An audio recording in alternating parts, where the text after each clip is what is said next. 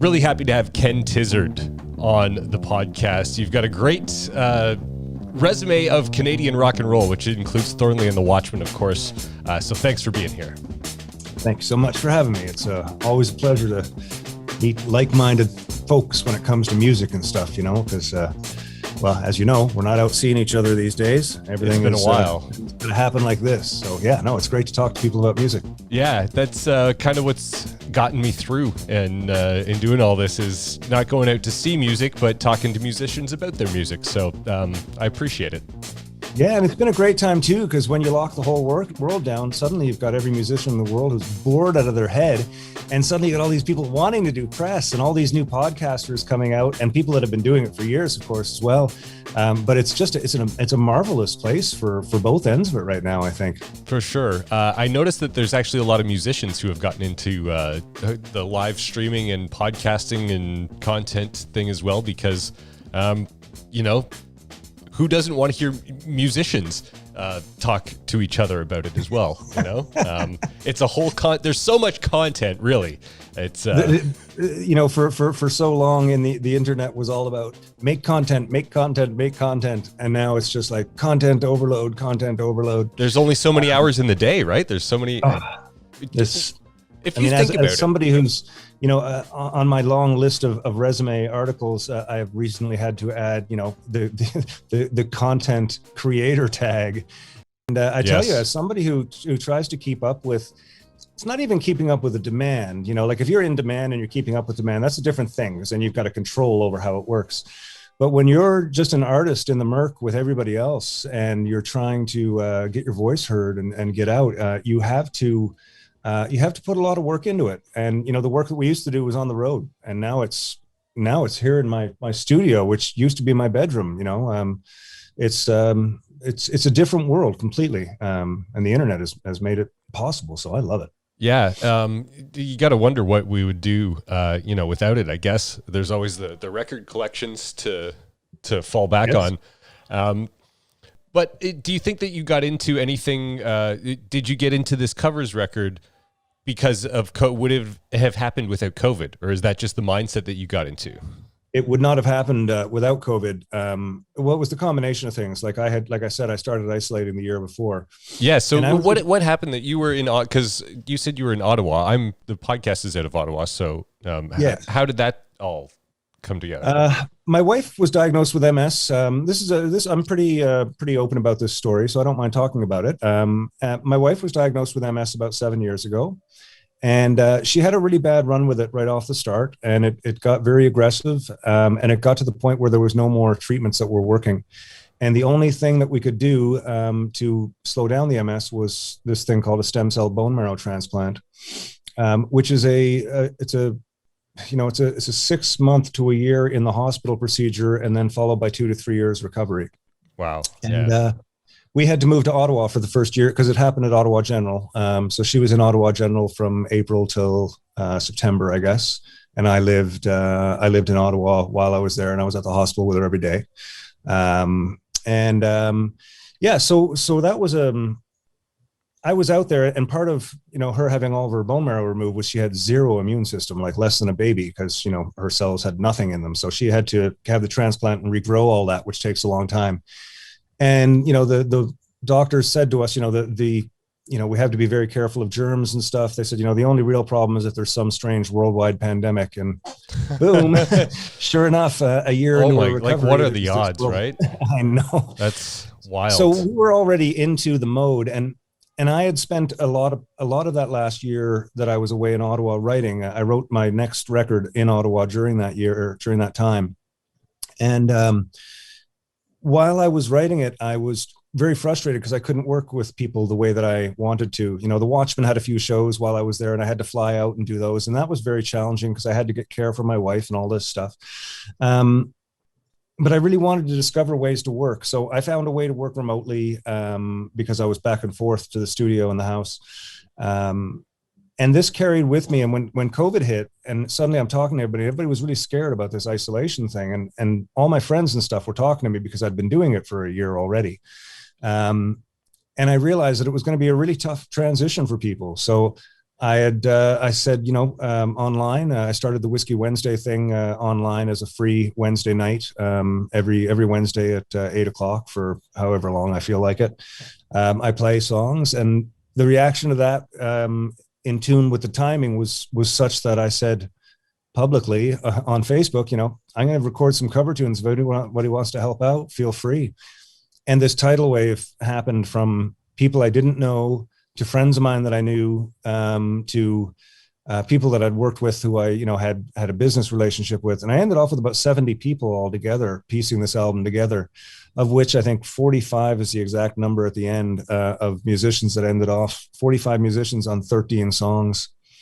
And it, all done remotely in their home all done studios. remotely. Nobody heard what anybody else was doing. Everybody heard me with my guitar. I recorded a guitar and voice scratch track, and I sent that to everybody. And I told them, send back what you want. And in some cases, I got 2 or 3 drummers sending me pieces. So I had to sort of rein in a few of the things in the beginning, like the drums and bass, because you can really only have one set of each. But the rest of it, I kind of left open, and it was weird because I started.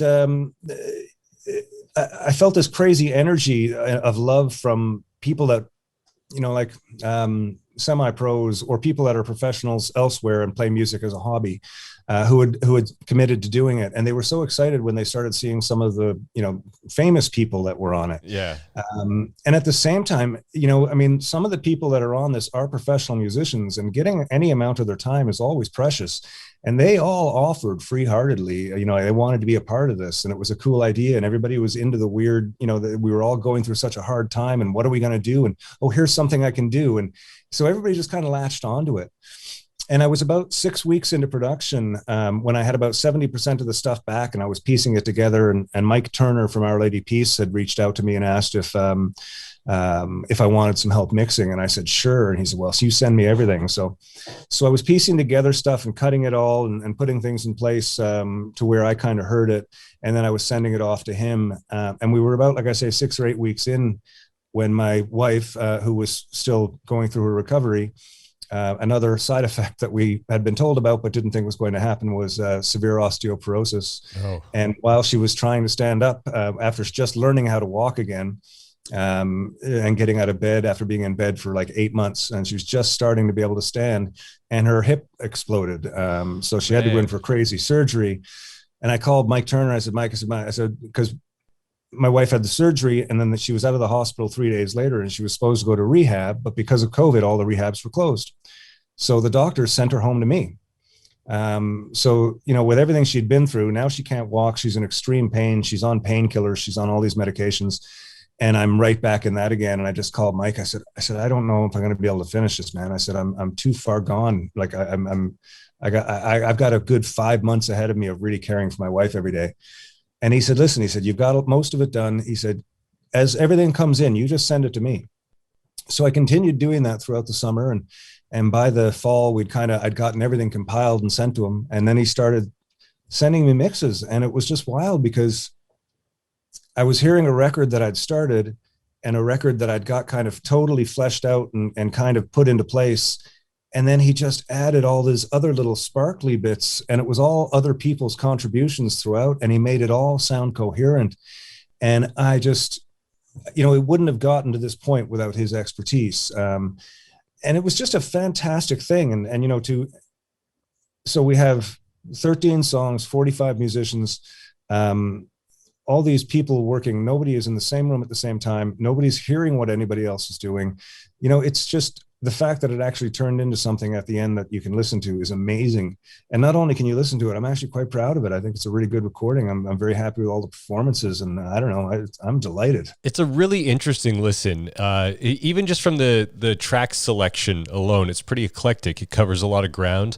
But just heard the stories that you told about everything that you've been through, in your personal life with your wife, and having to overcome all of that stuff. I think of a song like the cover of Mad World, and, like that, you can just think of it in a very, self or like reality kind of way that we've all been living. But if I think of everything that you just told me in that song, it's like, it's wow, that carries more weight now. It's, the fact that I've gotten anything done in the last, 3 to 5 years amazes me. And I owe I owe a lot of it to, my wife's ability to look at me in the morning and say, go upstairs to your studio. I'm fine. I'll be right here if I need you. And I come up here and I sit and it's like, well, I better make something happen. And, I'm very lucky to have that privilege. I've worked a long time on the road and sacrificed tons of my life to get to, this place now, which is as strangely chaotic as it is. It's also wonderful and perfect. Yeah.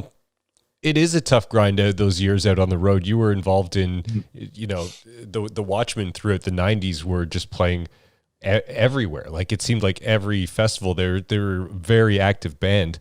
Do you miss that kind of those years or just the youth?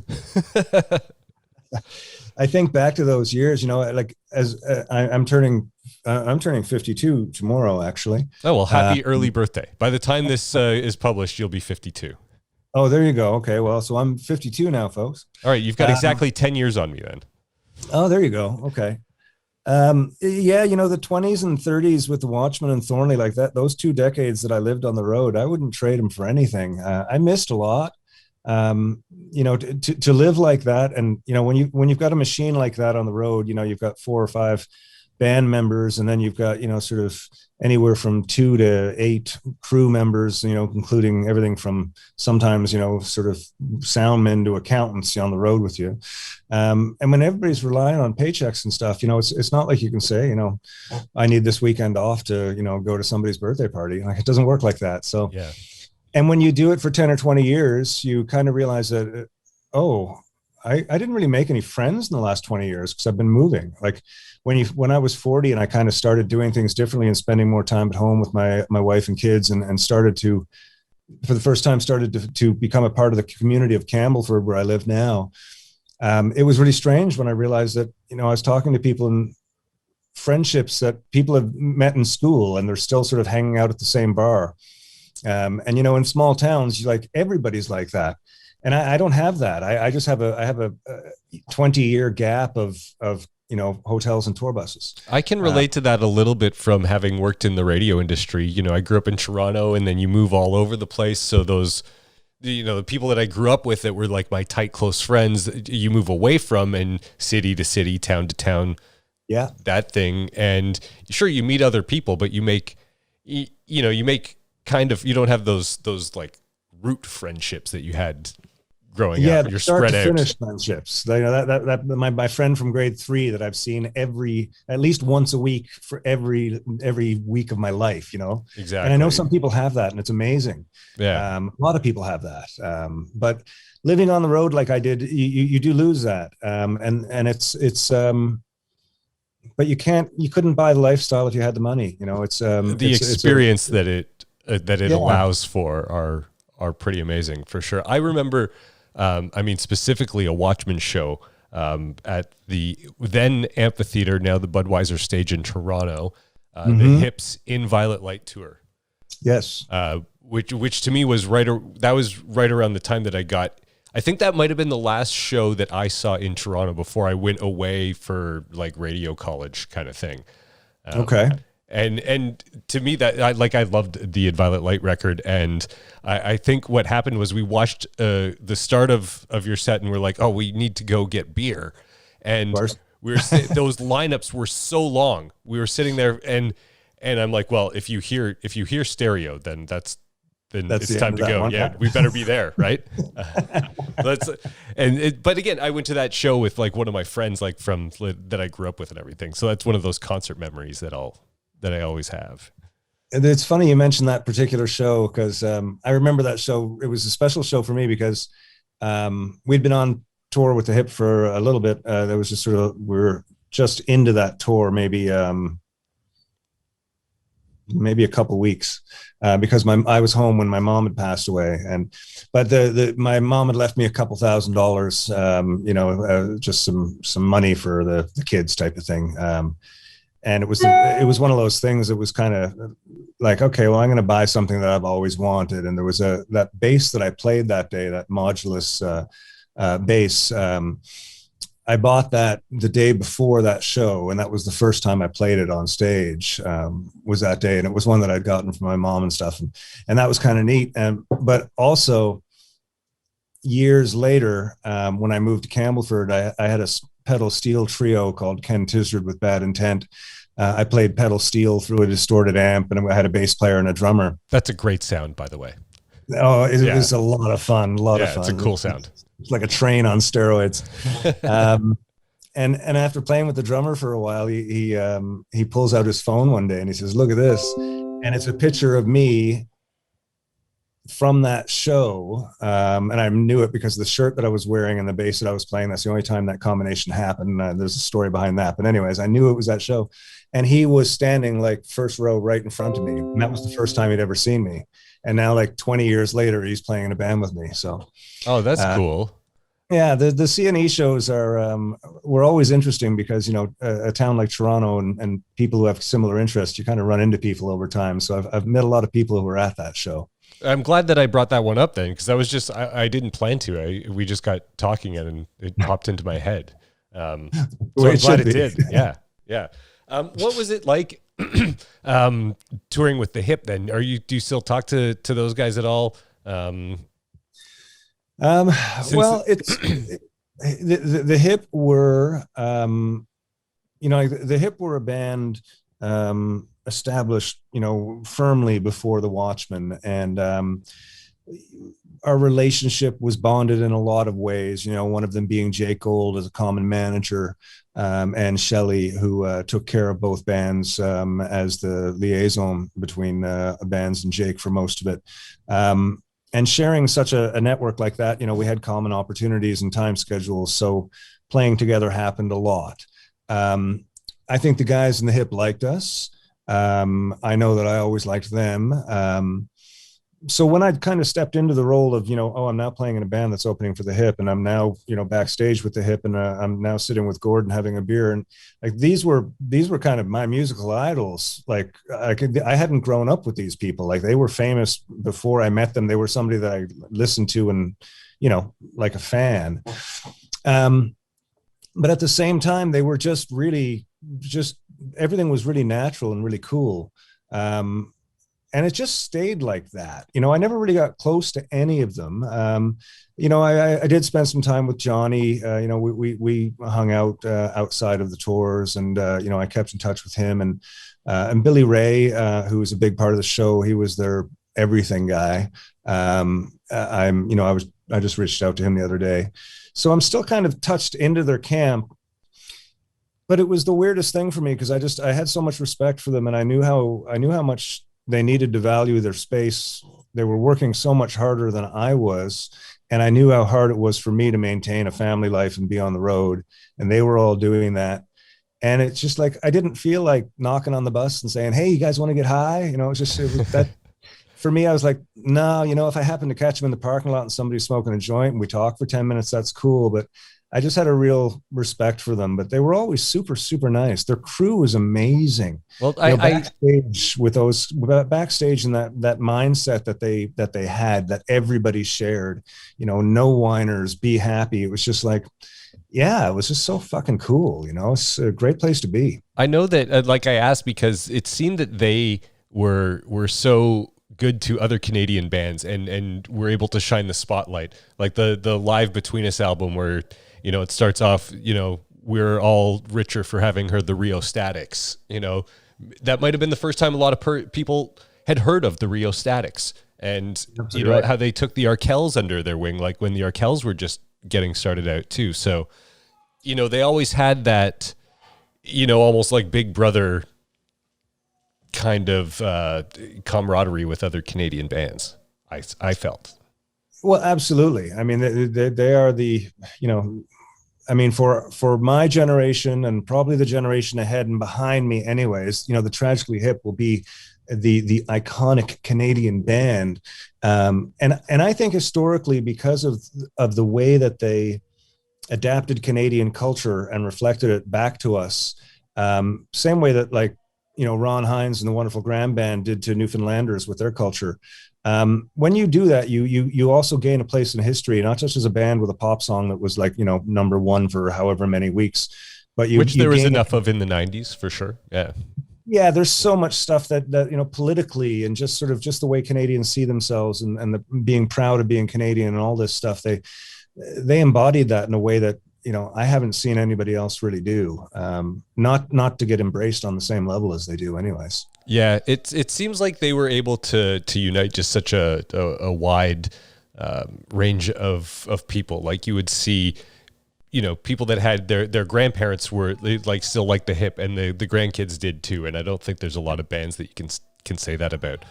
It's hard. It's hard to be able to say that, especially about specifically about Canadian bands, which is a really cool thing. My life has been richer for being able to be around them and share stages with them and watch them on and off stage, and it's taught me a lot about what good behavior is. That's good to hear. Yeah, because they seem to have that image as well. Yeah, that's cool. What are some of your favorite songs on your new record? Some of the covers. Oh, well, I mean, I can't really pick a favorite, but I'll just sort of, there's a weird selection here. I grew up in the 80s listening to punk rock and new wave. So I got that a bit. Yeah. Yeah. So, we've got the Clash and the Cure and Billy Bragg, the Boomtown Rats. And Billy Bragg, is that the Great Leap Forward? Or is it a different one? Which is that? Which Billy Bragg song was it? Is it Great Leap Forward or? Oh, New England. New England. That's right. Right. That was a great one too. I do remember. I get to. Yeah, and then on the other side, it's got kind of some of the rockier stuff like Tom Petty, and then the songwriters. Bob Dylan and Van Morrison, Slade Cleaves, John Lennon. It kind of covers, the sort of.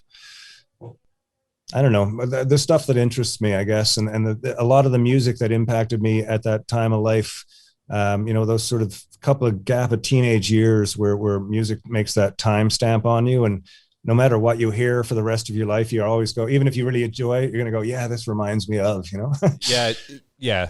So I kind of think, and I honestly believe it's not an age thing, but I truly believe that like the first part of the 90s, that there was so much evolution in all genres of music, in rock and alternative rock. I mean, it's all there. We've heard the ongoing histories about all of it, right? But then you also have electronic music and hip hop that are breaking new grounds with, seems that every week or month that passed. So like I was coming of age at that time. And so there was so much music that was from all different places that was good and interesting. And it seems now that it's almost kind of like it's a cool thing to show how wide of a range of music you like. Whereas almost back then it was like if you were into rock, you were a rocker. Or if you were into hip hop, you were this. Like it was kind of like a stay in your lane mentality. Yeah. So the record embodies that, but I think that's culturally as well as like, yes, I like Sly and the Family Stone, but I also like the Prodigy. Yeah, I mean, I like both of those artists. I remember seeing Prodigy in Germany, like in the middle 90s. Oh my God, that would be intense. Yeah. Yeah, it was at Rock am Ring, like 70,000 people. Wow. Yeah. Yeah, that was a show that actually, that was one of those, I've had maybe 5 defining points in my life in music where I've seen something and went, okay, this changes everything in my wiring about how I'm thinking about music. And when I watched The Prodigy that night, I couldn't believe what I was seeing. And I woke up the next day with such an excitement to explore this new thing that I had just come across. I remember that feeling of hearing, I think it was Music for the Jilted Generation as a young guy who liked, some hip hop and alternative rock and stuff. And it was like, yeah, like, wow, what is this? So I get that as well. I saw them in Toronto a couple times later on. It was like 2005 or 2006, and were still amazing then. I mean, they still put on just a fantastic, amazing high energy show. I didn't expect to discuss The Prodigy with you, Ken, to be quite honest. That's all right. Yeah, no, it's cool. That's where music discussions can go anywhere. So that's cool. Well, yeah, kind of, yeah. Yeah. I'm a bit of a stream of consciousness guy, so and I ramble too much. So no, it's good. It's good to have. Hey, there's nothing tougher than to interview someone who doesn't like to tell stories, really, and you have some great ones. What do you hope to have happen here in the next year or so? In terms of being able to get out and, maybe play some of these songs, would it be possible to bring some of the collaborators together if, you're able to have even small intimate shows kind of thing? Is any of that? I know. I'm thinking about it. It's something that I've been playing with. Part of the problem is, the worldwide pandemic. We're still in it. Yeah, we're still in it. It's just like that. That's but there's other things too. It's a strange project in that I kind of took it on and I did it in a weird manner. And to do something like that, it'd be great to tap into some of the sort of government arts fundings and stuff. And what I'm finding is it's not eligible because it's cover songs. So that makes sense. That's not what those programs are for. So yeah, they're for fostering new Canadian music. Yes. Yeah. Yeah. Like, I've had some grand ideas of kind of, doing a little cross Canada hop in tour and do maybe, 5 or 10 places and bring everybody in that's in a certain area. And I've played with the logistics of it. And then I kind of wake up the next morning and I go, I can't really even think about that right now because of my wife and because of the world. And let's just think about what's happening today. And it's funny because I've been asked, I don't have an answer for that. What do I look forward to in the future? My life has been so chaotic for so long. And I mean, for a long time. I mean, those years on the road were chaotic. They were hectic. They were hard on the body. They were hard on the mind. They were hard on the psyche. They were also beautiful and wonderful in ways that you could never imagine. I just wake up every day and try and get what I need to get done and get to bed at night and feel like I did what I needed to do and to do it again the next day. The only things for the future, I hope, is that my health stays so that I can keep playing music and that my wife is going to get better so that she can, come out and share it with me as we had planned for our older years. Because this is all I'm going to do is play music. So, it'd be great if she's able to sort of tag along with me and, do that stuff. But there's no game plan anymore. I'm not looking for record deals or big tours or any of that stuff. I did it for a long time. It was a lot of fun. It's about doing these things that are right now, and it's about making music that feels right. And in this last year, everybody was looking for something. And the one thing I can say that I did on this record was give people a vehicle to have something to do for a while. And that's really cool, because everybody's reached out to me to let me know how much they appreciated it. You seem like a guy who is just positive and in the face of adversity, someone who perseveres. So that's inspiring. Everything that you told me that you've been through with your wife and MS starting before the pandemic is, everybody's felt they've had the weight of the world on them this past year. So when you hear that someone has carried this much more into it with them, I think you deserve a real tip of the toque, so to say. And I wish you and your wife, nothing but the best for the next part of the recovery that happens. Well, thank you very much, man. Thank you so much. And that means a lot to hear. And, it's also good to be able to talk about my story, and the music gives me a chance to do that too. And through the music and through stuff like this. So I appreciate it. Thanks so much for your time, Ken. I look forward. I hope we catch up again in the not too distant future. Absolutely. Okay. Cheers. Thank you.